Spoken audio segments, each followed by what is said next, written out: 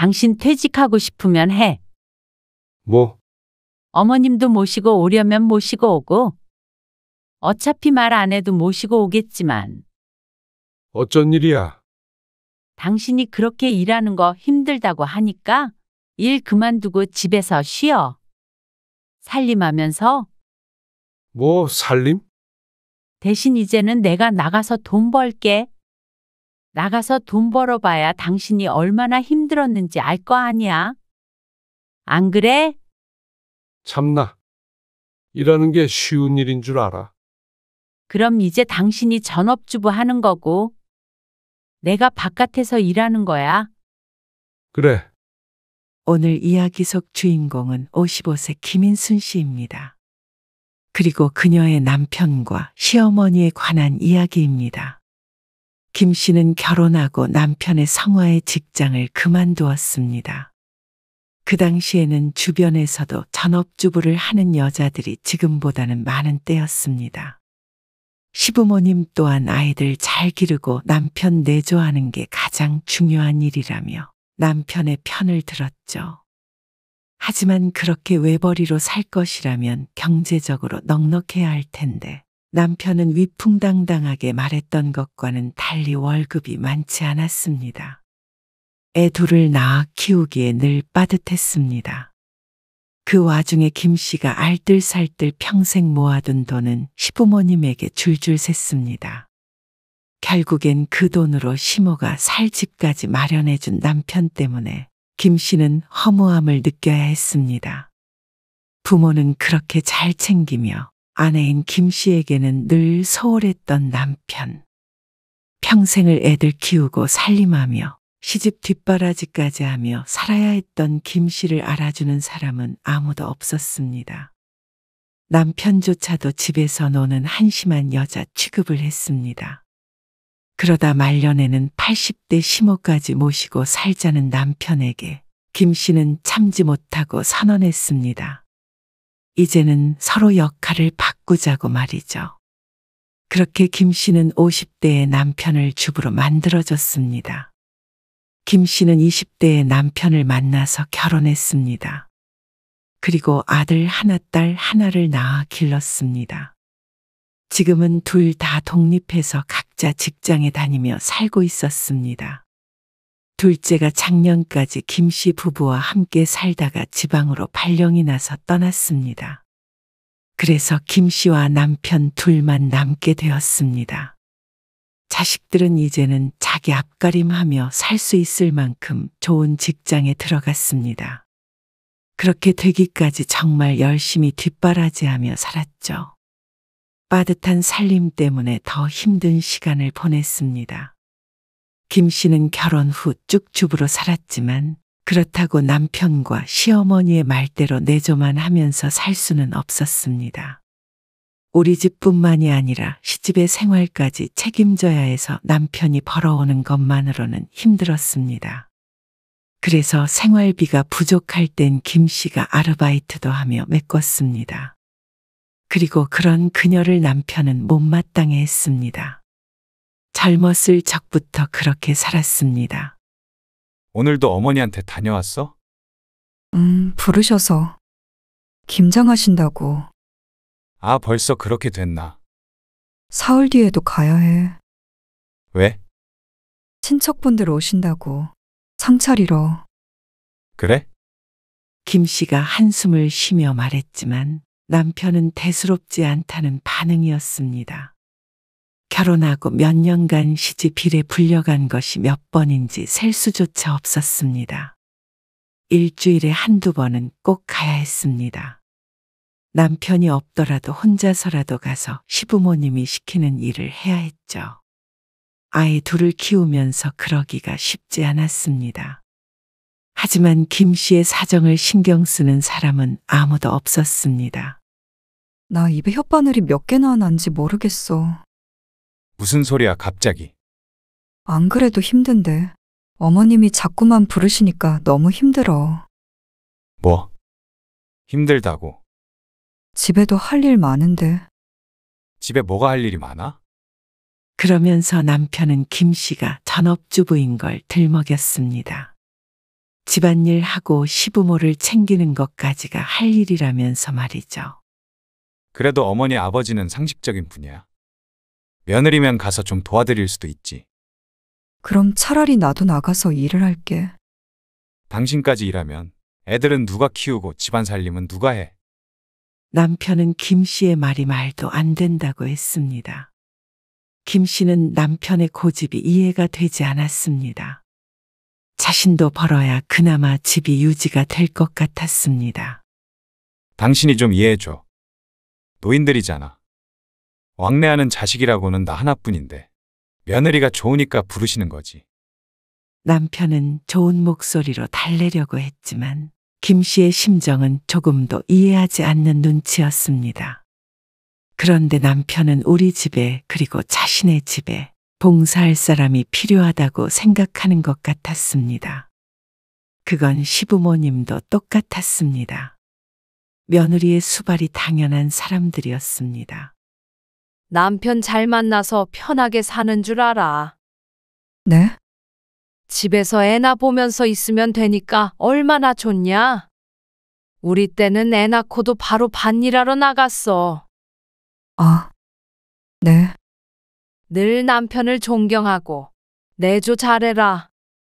이런 시부모님들이었습니다. 긴 설명은 필요하지 않았죠. 그렇게 20년 가까이 시달리며 살았습니다. 남편이라도 내 편이었다면 견뎠을 텐데 남편은 지극히 효자였습니다. 하지만 효도를 김 씨에게 시키니 문제였습니다. 아마 자식들만 아니었어도 결혼을 다시 생각해 봤을 것이었습니다. 자식 때문에 버텨온 세월이었습니다. 내 자식이 이렇게 살았다면 당장 이혼하라고 했을 텐데 그때는 이혼하면 큰일 나는 줄 알고 살았습니다.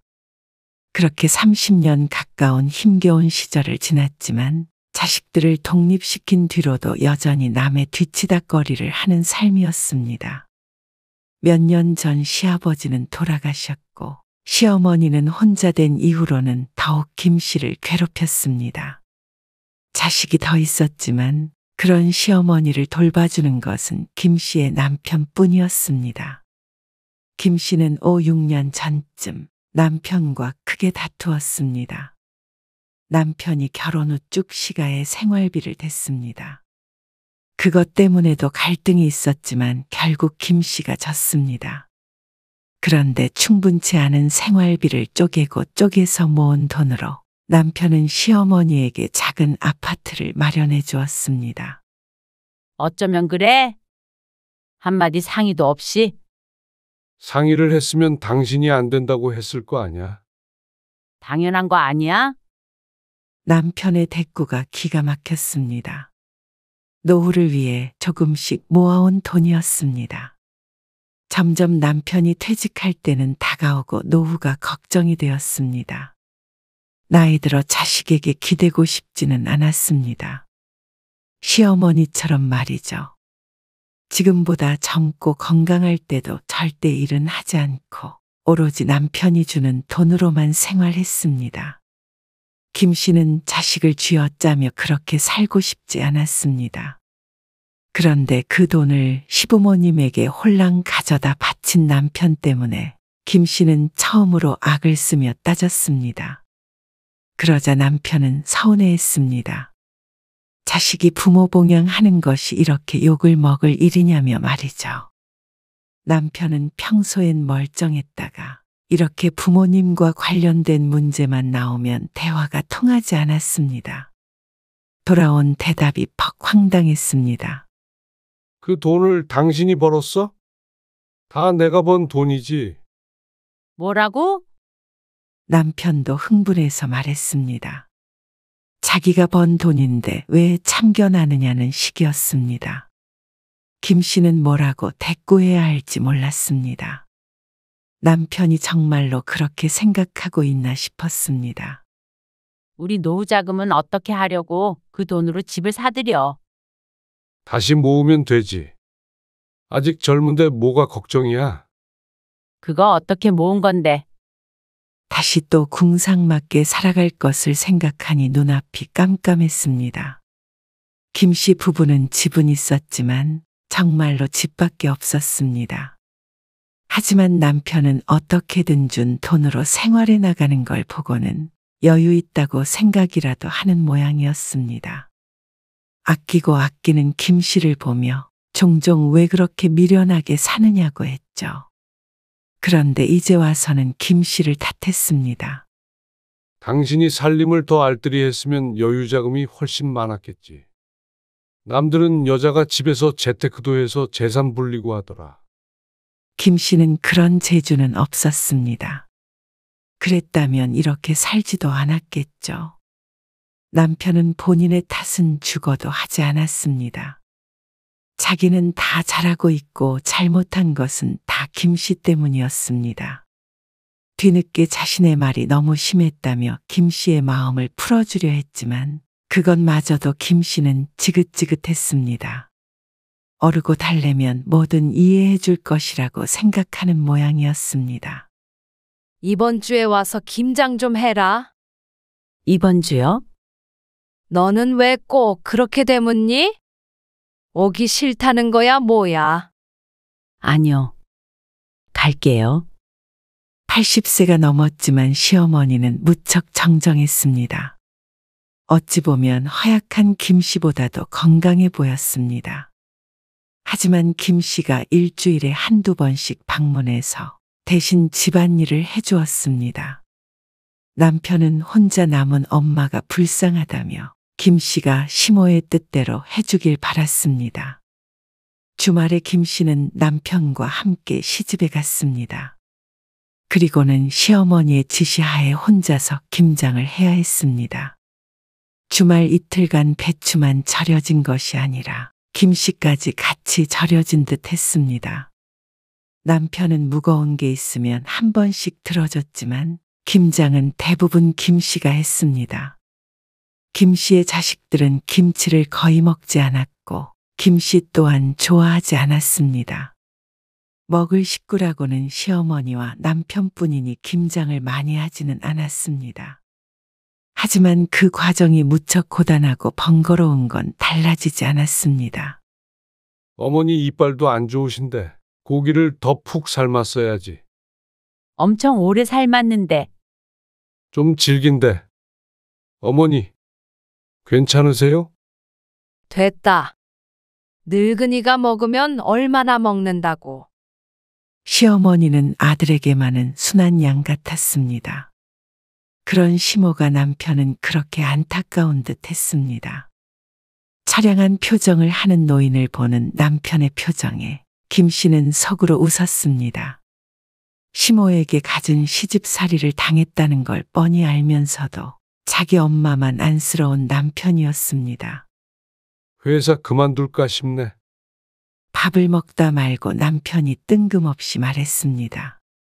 그러면서 직장 동료가 어떻고 회사 시스템에 어쩌고 하면서 불평을 늘어놓았습니다. 연금 나오는 거 받으면 못 살려나. 연금이라고 해봤자 얼마 나오지도 않을 텐데 그걸로 남은 수십 년을 까먹기만 하며 살 수는 없었습니다. 그래서 김 씨가 걱정스러운 표정을 지었더니 남편은 무척 서운해했습니다. 내가 평생 돈만 벌었는데. 남편도 당장 일을 그만두면 곤란하다는 걸 모르지 않을 것이었습니다. 그러니 때려치지 않고 운만 띄워본 것이겠죠. 그리고 그런 남편을 시어머니는 안타까운 눈빛으로 바라보았습니다. 김 씨는 어이가 없었습니다. 그렇게 자식이 걱정된다면 집을 사달라고 그렇게 조르지 말았어야 했습니다. 남편이 시모의 집을 장만해 준 것도 남편도 없이 혼자 사는 노인이 내 집도 없으면 무시당한다 어쩐다 하며 김 씨의 남편을 설득했기 때문이었습니다. 남편은 평범한 월급쟁이였습니다. 그런데 50대 중반에 일을 그만둬 버리면 어떻게 시모를 건사하고 어떻게 노후 준비를 하려는 건지 궁금했습니다. 어떻게 생각해 당신은? 뭐를? 나 일 그만두는 거 말이야. 난 걱정되지? 그럼 우리 벌이가 없잖아. 그러자 남편은 한숨을 쉬었고 시모는 화를 냈습니다. 너는 일도 안 하고 편하게 집에서 남편이 벌어다 주는 돈으로 평생 살았잖냐. 그런데 어떻게 바깥일 하는 남편 마음을 그렇게 몰라주냐. 말이라도 그렇게 하면 안 되지. 그러면서 한참을 설교를 하는데 내가 왜 이런 소리를 듣고 있어야 하나 싶었습니다. 김 씨는 전업주부라는 이유만으로 집에서 팽팽 노는 줄 알았습니다. 다행히 퇴직한다는 소리는 쏙 들어갔습니다. 실현 가능성이 낮다는 걸 모두가 알고 있었죠. 김 씨는 집에 돌아와서 남편에게 말했습니다. 솔직히 어머님 생활비 전부 우리가 드리는 것도 부담스러워. 무슨 말이야? 내가 일 그만둔다고 해서 그러는 거야? 안 그만둔다니까. 안 그만두더라도 말이야. 이제는 아가씨랑 도련님이랑 같이 생활비 분담해서 드리자. 그러자 남편이 언성을 높이며 대꾸했습니다. 그것들이 돈 내기 싫어서 부모랑 인연 끄는 건데 어떻게 생활비를 나누자 그래? 그리고 어머니 생활비가 얼마나 들어간다고. 말만 들어보면 우리는 참 여유가 넘치는 줄 알 것 같았습니다. 시어머니가 돌아가실 때까지 이렇게 해야 한다고 생각하면 불안했습니다. 80이 넘었지만 보통 70대보다도 정정한 시모였습니다. 그리고 참 가난한 시부모였죠. 시어머니는 통장에 단돈 10,000원이라도 있는 꼴을 못 보는 성격이었습니다. 자식이 주는 돈으로만 지내서 그런지도 몰랐습니다. 시어머니가 점심을 먹겠다며 김 씨의 집으로 말없이 찾아온 날이었습니다. 아범은 어디 갔어? 네, 약속 있어서 나갔어요. 오전에 모임에 갔다가 날도 추운데 수제비 한 그릇 먹고 싶어서 왔다. 아직까지도 활발하게 바깥 활동을 하는 시모가 신기했습니다. 그리고 이렇게 무작정 찾아오는 것은 일상적이어서 놀랍지도 않았죠. 김 씨는 시어머니에게 수제비를 끓여주고는 집안 청소를 했습니다. 둘만 사는 집인데도 불구하고 매일같이 쓸고 닦았습니다. 남편의 유별나게 깔끔한 성격 때문에 김 씨도 버릇이 되었습니다. 장식장을 걸레로 닦고 있는데 문득 억울했습니다. 이래놓고는 전업주부는 집에서 할 일도 없이 노는 것 아니냐는 시모와 남편 때문이었습니다. 남편 아침, 점심 준비도 해야 하고 가끔은 시집에 가서 반찬도 해야 하고 청소 빨래는 항상 기본이었습니다. 언뜻 생각해 보아도 김 씨의 개인 시간은 많지 않았습니다. 저녁도 드시고 가세요? 김 씨가 묻자 시어머니가 고개를 저었습니다. 아니, 조금 있다가 보일러 기사 오기로 했어. 보일러 아직 안 바꾸셨어요? 됐다 안 됐다 하네. 김 씨는 황당했습니다. 재작년부터 계속 보일러가 말썽이라고 바꿔야겠다고 해서 50만 원을 2번이나 줬었는데 그 돈은 주머니로 들어가고 정작 보일러는 여전히 똑같았습니다. 이번에는 진짜 바꿔야 해. 어제는 엄청 춥더라고. 아, 네. 근데 50만 원이라던데 현금이 없네. 아, 저도 현금은 그만큼 없는데요. 그럼 너 카드 좀 빌려줘 봐라. 카드 결제도 된대. 결국엔 또다시 보일러 교체 비용을 달라는 말이었습니다. 김 씨는 눈물을 머금고 카드를 내밀었습니다. 정말로 날씨가 많이 추워져서 보일러가 고장났다면 지내기 힘들 것이었습니다. 돈은 아깝고 시모는 밉지만 그래도 자식된 도리로 그 돈까지 아낄 순 없었습니다.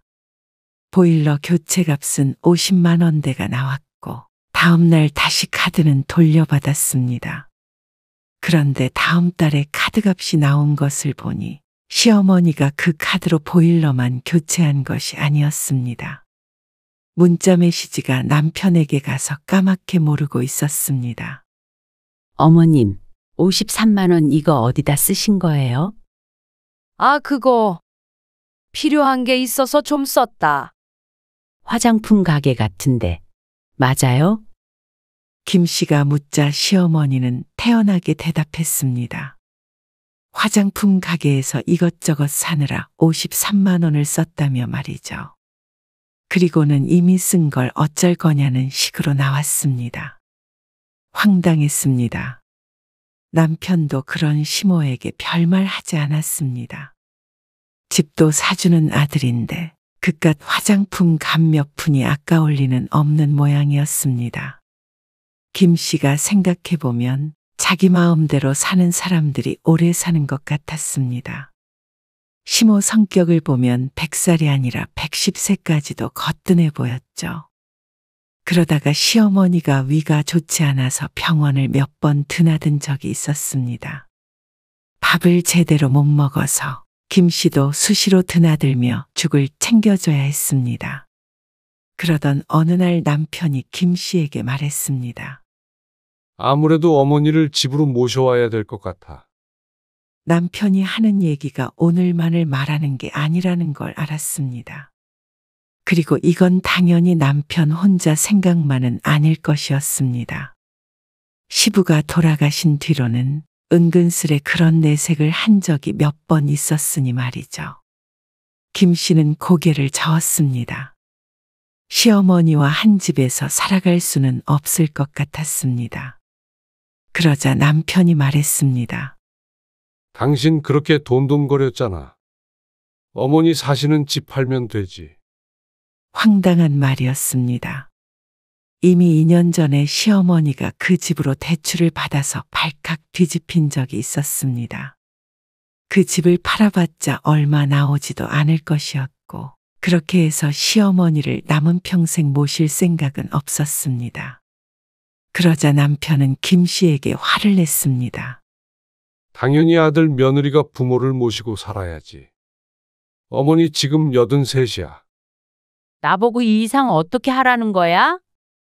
당신이 뭘 했다고 그래? 뭐? 애들도 없고. 사실 집에서 노는 거나 마찬가지잖아. 집에서 어머니랑 오순도순 시간도 보내고 하면 얼마나 좋아? 어이가 없었습니다. 남편은 평생을 몇 끼 새 밥이 아니면 먹지 않았고 먹었던 반찬도 2번 먹지 않았습니다. 와이셔츠는 아침마다 다림질을 하고 집안에 먼지 한 톨 있는 걸 보지 못했습니다. 그리고 시모는 남편보다 김 씨가 더 가까이 지냈습니다. 그러니 까탈스러운 성격을 맞추기 위해 김 씨는 시집에 가도 쉬지 않고 움직여야 했습니다. 그런 김 씨를 보고는 또다시 할 일 없는 전업주부라며 비하하는 남편을 보니 기가 찼습니다. 이런 남자랑 산 내가 참으로 등신 같았습니다. 그렇게 오순도순 살고 싶으면 네 엄마랑 둘이 그렇게 살라고 하고 싶었습니다. 하지만 김 씨는 애써 침착하게 말했습니다. 차라리 그러면 당신이 어머님 댁에 가서 모셔. 머릿속에 떠오른 말보다 순화된 표현이 입 밖으로 나왔습니다. 그런데도 남편은 기분이 상한 듯 했죠. 당신 그러는 거 아니야. 어머니가 당신 얼마나 챙겼어. 그리고 나도 살면서 다른 부탁한 적이 있어. 늙은 부모 말년에 좀 모시고 살자는데 그게 그렇게 싫어? 어머니가 벌써 83이야. 그러고는 시어머니가 연을 끄는 둘째 며느리보다 김 씨를 더 좋아했다는 말을 했습니다. 2번 좋아했다가는 김 씨가 먼저 병이라도 걸릴 것 같았습니다. 만병의 근원이 스트레스이니 말이죠. 아니 당신 왜 그렇게 사람이 차가워? 피도 눈물도 없는 여자랑 여태 산 내가 불쌍하다. 갖은 말로 김 씨를 못된 며느리, 못된 아내를 만드는 남편. 그 말을 듣자 김 씨도 남편에게 남아있는 일말의 정이 떨어지는 것 같았습니다. 어차피 돈 벌어오는 것은 자신이니 평생 시모와 자신의 뒷바라지를 하며 살라는 남편의 말에 치가 떨렸습니다. 당신 평생 먹여 살린 남편을 이렇게 무시하는 거 아니야? 마지막 말은 입이 쩍 벌어졌습니다. 그럼 여태껏 김 씨가 해온 것은 무엇이었나 싶었습니다. 그리고 그동안 자신이 한 만행들은 전혀 기억을 못하는 것 같았죠. 이 가정이 이렇게 돌아가는 것은 적어도 남편 덕은 아니었습니다. 김 씨는 남편과 대화를 나누지 않았습니다. 끝까지 김 씨가 뜻을 굽히지 않으니 남편도 김 씨에게 냉랭하게 대했습니다. 어머님, 이 시간에 어쩐 일이세요? 저녁 9시가 넘은 시각. 시어머니가 예고 없이 찾아왔습니다. 밖에 눈이 오는지 어깨에 눈이 조금 쌓여 있었습니다. 바람이 너무 많이 불어서 창문이 흔들리는데 갑자기 너무 무섭잖냐? 태풍이 불지도 않는데 아파트 창이 어떻게 무섭도록 흔들릴 수 있는지 의문이었습니다.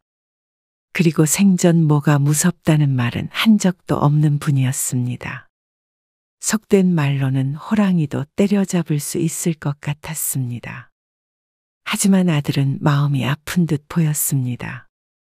그래도 김 씨는 모자를 모른 척 했습니다. 시어머니의 심중도 알 것 같고 남편이 매일같이 시위하듯 굴어도 끝까지 모른 척 했습니다. 여태껏 모든 걸 다 남편에게 져주고 살았지만 이제는 그러고 싶지 않았습니다. 남은 인생마저 그렇게 살고 싶지 않았습니다. 고생길이 뻔했고 그걸 고생이라고 생각하는 건 영원히 김 씨뿐일 것임을 잘 알고 이었습니다. 한동안은 시모와의 합가에 대해 얘기를 꺼내지 않았습니다. 그리고 김 씨는 스트레스성 위염 때문에 병원에 다녔습니다. 이것저것 신경을 많이 쓰다 보니 약을 달고 살았습니다. 시어머니가 위 때문에 병원에 다닐 땐 김 씨를 시켜서 매일같이 죽을 쓰러 오가게 하던 남편은 아내가 위염으로 고생을 하든 말든 상관이 없어 보였습니다. 그러면서 김 씨에게 희생만을 강요하는 것에 질려버렸습니다. 어머니 모셔올 거야. 남편은 김 씨가 그래도 뜻을 바꾸지 않자 통보하듯 말했습니다. 당신이 싫다고 하면 나도 확 회사 그만둬 버릴 거야. 말도 안 되는 협박을 하는 모습에 헛웃음밖에 나오지 않았습니다. 그 전에도 종종 퇴사하고 싶다는 말은 했지만 이번에는 협박의 수단으로 쓰는 듯 했습니다. 당신이 일 그만두면 우리는 뭐 먹고 살아? 돈 벌어서 가족들 먹여 살리니 시모도 그렇고 남편도 그렇고 늘 가장 대접을 원했습니다. 그런데 책임감이라고는 없어 보였습니다. 아, 당신이야 평생 살림했으니 내 고충을 알아? 남편과 냉전 상태인데도 불구하고 오늘 시모의 호출에 잠시 시집에 다녀왔습니다. 반찬에다가 주고 소파도 옮겨주고 왔는데 허리가 끊어질 것 같았습니다. 참, 회사에 나가면 매달 눈에 보이는 결과가 통장에 찍히지만 집안일이라는 건 아무리 해도 티가 나지 않았습니다. 해도 티가 안 나고 안 하면 무지 눈에 띄는 것이 주부의 일이었습니다. 그렇지만 적어도 남편만은 알아줘야 했습니다. 나가서 돈 벌어오겠다고 해도 내조나 하라며 들어앉혔던 것이 남편과 시모였습니다. 그런데 이제 와서 자기만 대단하고 김 씨는 보잘것없는 사람 취급했습니다. 그래서 김 씨도 더는 참지 않기로 했습니다. 당신 퇴직하고 싶으면 해. 김 씨의 말에 남편이 인상을 풀고 어리둥절한 표정을 지었습니다. 어머님도 모시고 오려면 모시고 오고 어차피 말 안 해도 모시고 오겠지만 어쩐 일이야? 당신이 그렇게 일하는 거 힘들다고 하니까 일 그만두고 집에서 쉬어. 살림하면서 뭐 살림? 대신 이제는 내가 나가서 돈 벌게. 나가서 돈 벌어봐야 당신이 얼마나 힘들었는지 알 거 아니야. 안 그래? 참나. 일하는 게 쉬운 일인 줄 알아. 김 씨도 남편과 결혼하기 전까지만 하더라도 스스로 경제 활동을 하던 사람이었습니다. 그리고 사지 멀쩡하고 젊은데 무슨 일이든 못할까 싶었습니다. 그리고 남편이 벌어오는 정도는 자신이 벌어도 벌 수 있을 것 같았죠. 남편은 안 그래도 회사를 그만두고 싶었겠다. 아내의 버릇도 고쳐주고 싶으니 냉큼 고개를 끄덕였습니다. 여기에 시모까지 데리고 오면 남편이 꿈에도 그리던 생활일 듯 했죠. 그럼 이제 당신이 전업주부 하는 거고, 내가 바깥에서 일하는 거야. 그래. 그렇게 김 씨와 남편의 역할이 바뀌었습니다. 남편은 어디 한번 해봐라 하는 마음이 큰 것 같았습니다. 다음 주에 남편은 시모를 집으로 데리고 왔습니다. 그리고 김 씨는 밖으로 나갔습니다. 사실 전문적인 일을 하지 못할 뿐이지 김 씨가 할 수 있는 일은 많았습니다. 식당 일도 있었고 청소 일도 있었지만 김 씨는 아는 사람을 통해 일자리를 소개받았습니다. 반찬 가게에서 요리를 하는 일이었습니다. 평생 해온 요리이지만 돈 받고 하는 일이라 느낌이 사뭇 달랐고 보람차기까지 했습니다. 아침 일찍 나가서 서서 해야 하는 일이기에 물론 육체적으로 힘들었습니다. 그런데 아무 생각 않고 할 수 있는 일이었습니다. 집에서 늘 하던 일인데 밖에서라고 못할 이유가 없었습니다. 일하는 동안은 시모나 남편을 안 봐도 되고 표 안 나는 집안일 하며 무시당할 일도 없으니 김 씨는 좋았습니다. 집에 돌아가니 남편은 빈둥빈둥 놀고 있었습니다. 야, 쉬니까 편하네. 남편이 김 씨 들으라는 듯이 말했습니다. 그 말대로 내내 쉬었는지 집안은 무척 어수선했습니다. 당신은 매일 집에서 이러고 지낸 거야? 김 씨는 남편의 말을 무시하고 대꾸했습니다. 밥은? 그러자 남편이 아닌 시모가 일어났습니다. 아범이 밥을 어떻게 차리냐? 그러더니 부엌으로 들어가서 부스럭 거리다가 김 씨를 불렀습니다. 이것 좀 썰어봐라. 자연스럽게 김 씨에게 시키려는 시어머니에게 말했습니다. 어머니, 제가 일하고 들어와서 조금 피곤하네요. 아범 시키세요. 그러자 시어머니 코에서 콧김이 훅훅 뿜어져 나오는 듯 했습니다. 김 씨는 시어머니가 해주는 밥을 먹고 남편이 집안일을 제대로 하든 안 하든 신경 쓰지 않았습니다. 시어머니가 아무리 잔소리를 해도 김 씨는 이제 전업주부가 아니었으니 그건 김 씨의 일이 아니었습니다. 결국 더러운 건 지켜보질 못하는 남편이 청소를 했습니다. 빨래를 안 하면 출근을 못한다고 하니 빨래도 돌렸죠. 진작에 이렇게 뻔뻔하게 살 걸 그랬습니다. 뭐 한다고 그 오랜 세월 눈치를 보고 살았나 모르겠습니다. 제 팔자 제가 꼰다더니 그 말이 딱 맞았습니다. 그런데 시간이 지날수록 힘들어졌는지 시모가 윽박을 질렀습니다.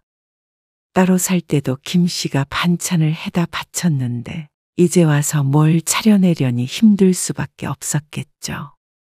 안 되겠다. 이제 네가 해라. 이게 무슨 장난질이야? 그럼 돈은 누가 버나요?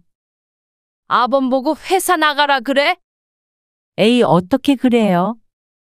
아범도 집에서 쉬는 게 좋다잖아요. 누가 벌면 어때요? 어머님이랑 아범이랑 집에서 편하게 쉬세요. 원래 주부라는 게 할 일이 별로 없잖아요. 그까지 푼돈 좀 벌어온다고 유세냐? 네가 그런다고 아범만큼 벌어? 월급 얼마 차이도 안 나요. 그리고 어머님은 바깥 일도 안 해보시고 어떻게 아세요? 제가 주는 돈으로 편하게 살잖아요, 아범은. 그럼 아범은 제가 바깥 일 잘할 수 있게 살림을 잘해야겠죠? 당신 말 다 했어. 응, 다 했네. 저 그럼 출근해 볼게요. 그러고는 나와버렸습니다.